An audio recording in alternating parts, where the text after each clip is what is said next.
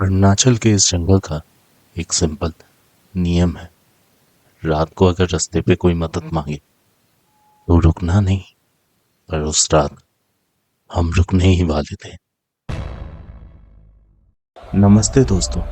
आज की कहानी अरुणाचल प्रदेश के जीरो वैली के उन रास्तों की है जहां लोग एक आत्मा से भागते हैं और एक आत्मा को खुद बुलाते भी हैं।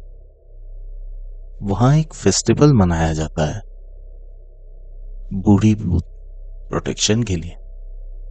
और वहां एक लेजेंड भी है, बूढ़ी भूत जिससे बचना चाहते हैं।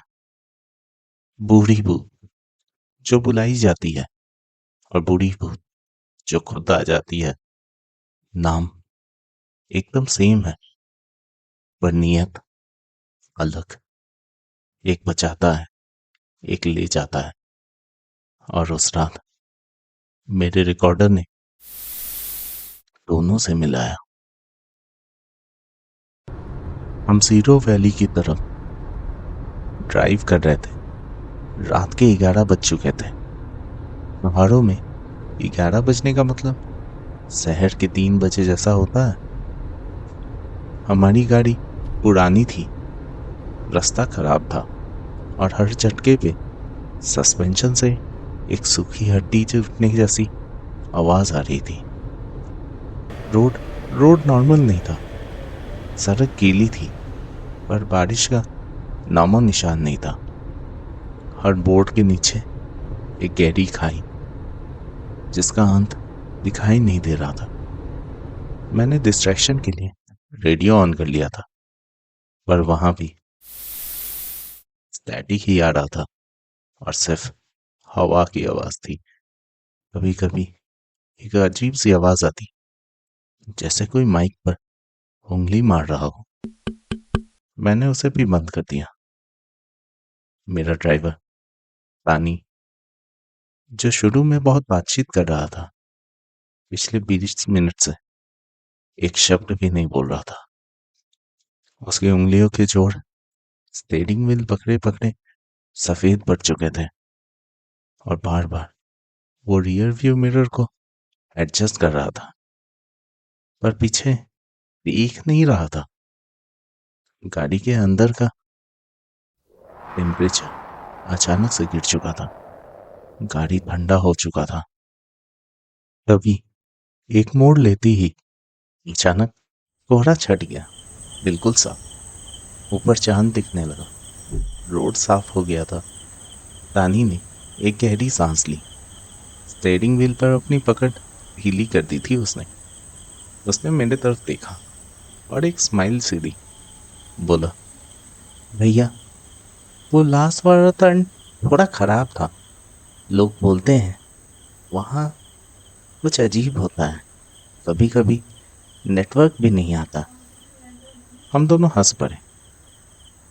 अचानक मानो सब कुछ ठीक हो गया था। मैंने अपने पानी की बोतल से पानी पिया और सीट पर टेक लगाकर बैठ गया। मैंने सोचा, चलो अब बस और आधा घंटा, अब सब ठीक है। पर मुझे याद रखना चाहिए था, जब जंगली आवाजें बंद हो जाएं तो समझ लेना कुछ गलत होने वाला है। और वही वही सबसे बड़ी गलती है।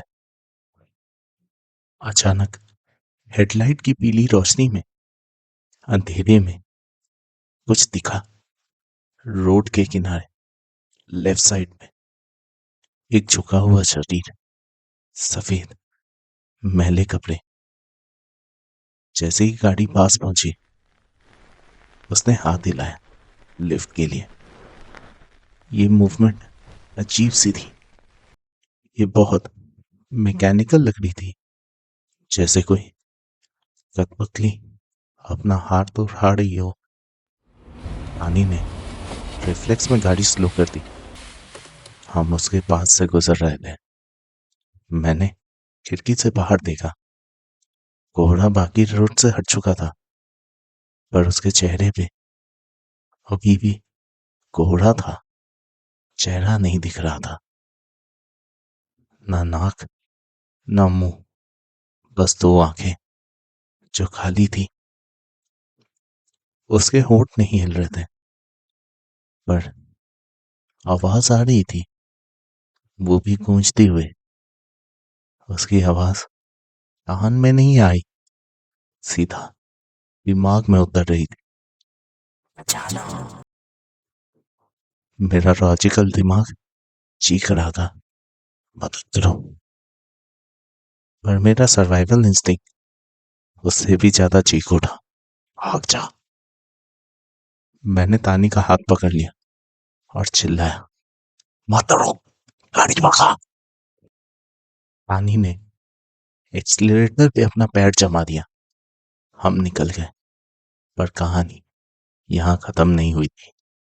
अगली 5 मिनट गाड़ी में कोई कुछ नहीं बोला, पर गाड़ी का इंजन चीख रहा था, जैसे लोड बढ़ गया था। अचानक पीछे की सीट से एक आवाज आई, लेटर सीट अपने की आवाज, जैसे किसी ने अपना वेट एडजस्ट किया हो। मेरी गर्दन के पीछे एक बाल खड़ा हो गया।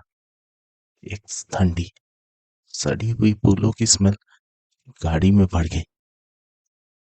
मैंने तानी को देखा, उसने मिरर को ऊपर की तरफ मोड़ दिया ताकि पीछे ना दिख पाए। उसका हाथ कांप रहा था। मेरा मन कर रहा था मैं पीछे मुड़कर देख लूं, पर मेरा शरीर जम चुका था। गाड़ी अब और भी भारी हो गई थी, स्पीड बढ़ ही नहीं रही थी। ऐसा लग रहा था हम वैली में गिरने वाले हैं। वो बोझ अब मेरे कंधे में आ चुका था। सांस लेना मुश्किल हो गया था। रानी ने घबराहट में डैशबोर्ड पे हाथ मारा। वहां एक छोटी सी पीतल की घंटी लटक रही थी। रानी का हाथ घंटी तक पहुंचा, और जैसे किसी ने उसे रोक लिया हो। जैसे ही घंटी की आवाज आई, लगा किसी ने रस्सी काट दी हो। गाड़ी ने एक झटके से स्पीड पकड़ ली। वो ठंडक, वो लेटर की आवाज, सब गायब। ये क्या हुआ था?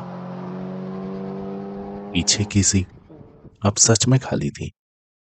लेदर वाली सीट पे कोई आवाज नहीं हो रहा था। रानी ने एक लंबी सांस ली, जैसे वो पिछले 2 मिनट से सांस रोक के बैठा था। हम बच तो गए थे, पर हम जीते नहीं थे, हम बस बच गए थे। आधे घंटे बाद हम सीडो वैली की लाइट्स तक पहुंच गए। हम सेफ थे, लेकिन तानी ने गाड़ी साइड में लगा ली, बाहर निकला और उल्टी करने लगा। उस रात हमने कुछ डिस्कस नहीं किया।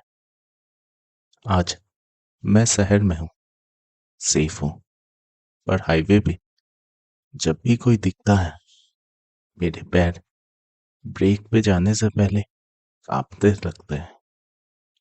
हम इंसान हैं, हमें सिखाया जाता है मदद करना हमारी आदत बन चुकी है, पर उस रात ने मुझे कुछ और ही सिखा दिया। हर आवाज मदद नहीं मांगती,